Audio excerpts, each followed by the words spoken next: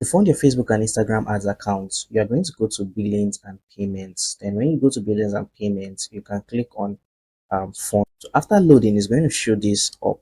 So you can have different options like bank transfer, debit card. If you are in Nigeria, ideally we use bank transfer.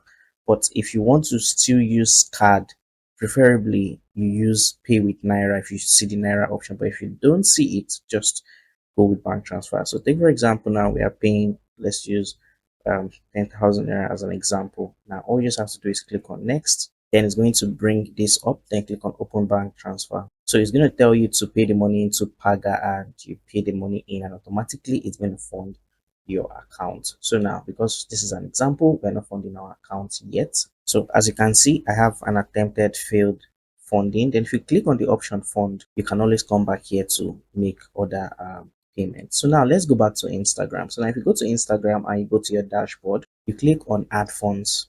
So you have to first of all log into your Instagram account in order for you to have this function. And this Instagram account, you can log it on your laptop.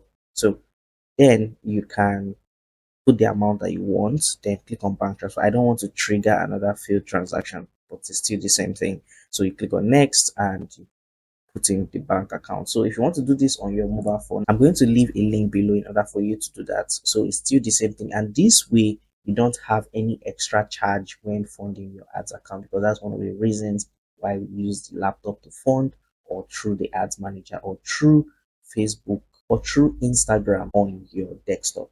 So don't forget to like, share, and subscribe. And if you have any questions, you can book a one-on-one call with us in the link in our bio.